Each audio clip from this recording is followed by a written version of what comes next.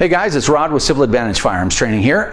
Today I'm going to do a quick update, and also I want to have a plan on how we're going to conjure up this political tsunami that I referenced in that short video that I just uploaded. We have to intensify the pressure beyond imagination.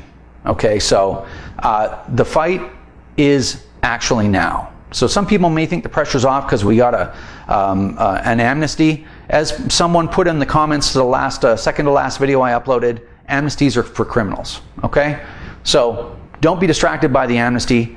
Don't be distracted about no one should be talking about compensation, by the way. It's a total distraction, and anyone that's worried about compensation is missing the point. And if they are too smart to miss the point, then they're missing the point on purpose, if you know what I'm saying. Okay, so forget about that. Forget about compensation, because you get compensated for this rifle, they'll come and take the next one you just bought without compensation. Okay, now, important point to acknowledge. So I'm going to go through this in a second, but I need to set this up. We need to think with our thinkers. Okay, and what I mean by that is, listen to this analogy and you're going to get the point in a second. You invite me over for beer and a hockey game on Friday. I show up on Friday. Bang, bang, bang, bang. You open the door. Hey, man, how's it going? And I don't say a word. I just cock my hand back like this and I slap you open-handed right across the face. You're like, holy crap, this guy just, this guy just face-palmed me hardcore. Boom. And then I walk right past you and I take your kitchen table with all the chips and the beer on and I flip it over and everything goes everywhere. You're in shock. You go, Rod, I thought you were my friend. And I go, oh, well, I am your friend. What time does the game start? And you're like, what? I'm like, yeah, I got beer. Let's do this thing. Now, in your everyday life, you have the ability to look at things objectively.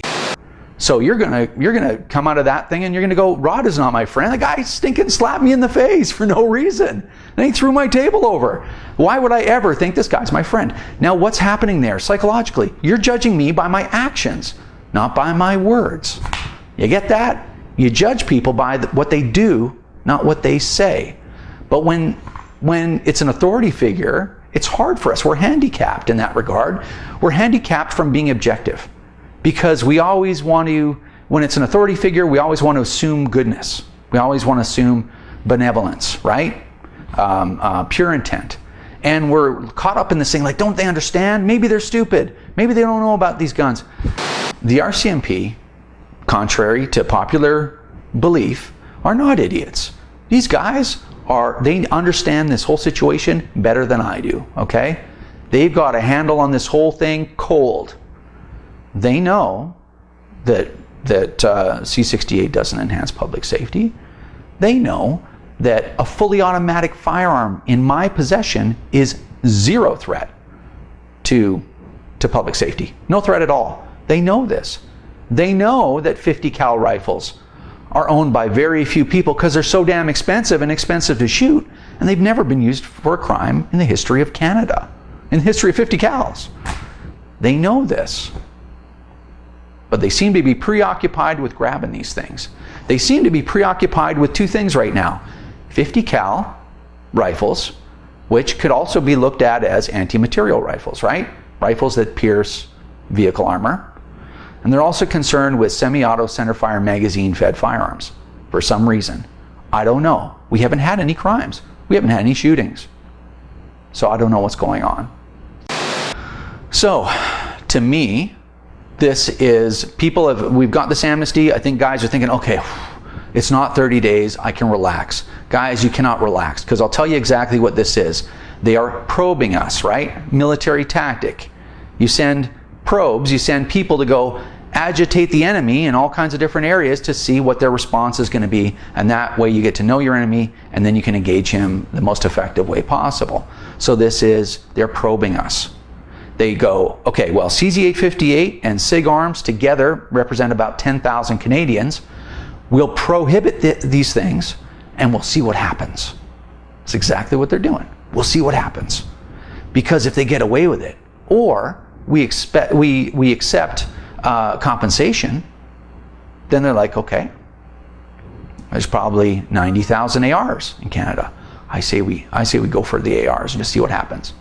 Because if they will give up their guns, and accept compensation and go buy their guns, we'll take those too without compensation later, right? Because we know they'll give them up one way or another. Number one, join the NFA. I had no idea till the weekend, until I talked to the NFA, that how much they were actually doing. I had no idea, and now I do. These guys are doing a ton of stuff, and they're actually pretty strong. And the membership is enormous. I had no idea how big it is. So I wasn't a member of the NFA for the last 3 years. I used to be, before I let my membership lapse, forgot about it. What did I do Saturday morning? I pried that 35 bucks off my credit card. It wasn't easy, but I coughed up the 35 and I joined. And then right away I coughed up the 65 bucks to go to the annual general meeting because it's in Vancouver. Okay, so guys, 35 bucks is a small price to pay when you could lose a $1,000 rifle by not doing anything. For God's sakes, please, join the NFA. It's $35, and keep up with what's going on by liking their Facebook and looking on there every day or two, okay? Now we are plugged in with what's going on. Stand shoulder to shoulder with all gun owners, okay? So I don't care if oh, those IPSC guys, they're this and that. Oh, those tactical guys, those mall ninjas, I'm sick of those guys. We're all shooters. We're all going to lose our guns. And Uncle Bill, you know, the duck hunter, I'm talking to you, Uncle Bill. Uncle Bill, you're going to lose your hinge or break action 20-gauge shotgun. You're going to lose it. So you need to stand shoulder to shoulder with the tactical guys that have all the gear on or running around like Call of Duty. Those guys are going to stand up for you. So you better stand up for them. Okay, so no division in our ranks. It is, you are a gun owner, you are a lawful, law-abiding Canadian, you stand up with your brother gun owner, and we all push together. We're going to lose it all, I'm telling you right now. This is the first shot in that conflict. Generate a letter and send it to your MP. Don't send it, hand deliver it. Write them a letter. Here's a sample letter. It doesn't have to be long. For God's sakes, don't send them long letters. And I've seen some really long, like 4-pagers. They're not going to read it. I'm telling you right now, I'm in business. You know how many emails I get a day? I don't know, man. I'm like, yeah, I sort of get the gist. Whoosh, trash. Okay, 1 paragraph. And that's the message. Listen, I haven't done anything. You're stealing my property. You're trying to make me a criminal. It stops now. You'll never be in power again. Done. Hand deliver it and make sure you talk to them.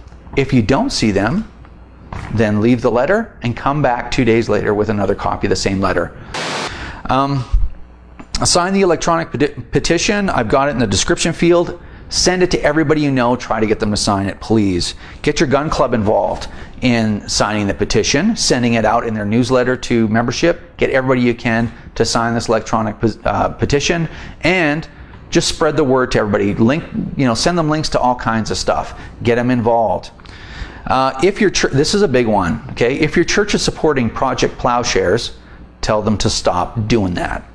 Now, Project Plowshares does more than just this whole gun control agenda. But I'll tell you this, they're getting money from many churches across Canada. And you know what they're doing with it? They're trying to push the government into signing the UN Small Arms Treaty. The UN Small Arms Treaty is for Coney and his child soldiers. These are the people that need to have their guns taken. There is no, as I said in the last video, there is no gun problem in Canada. They have no business at all getting involved in that. So if you give money to Project Plowshares, call them and tell them to flip and stop doing that. They're taking your money, and then they're trying to support the system that's going to take your guns and leave you standing there with nothing. And finally, if your union member is supporting the Coalition for Gun Control, tell them to stop doing that. That's not why unions exist. Unions were created to oppose oppression in the workplace. Their mandate is to make sure you don't lose your benefits, to make sure you get a cost of living increase. That's their mandate. That's why they're taking dues. Not so they can take your guns and help these radicals take your guns away. Tell them to stop doing that. Get a few other union members, send them a letter, and call them. Go, listen, buddy, I'm not paying you dues so that you can fund NGOs that are trying to take my guns. Are you insane? So, I mean, you can be a little more diplomatic than that. So it really doesn't take a lot of time, and it really doesn't take a lot of money. And if we all keep the pressure on, I'm talking the next month, keep the pressure on.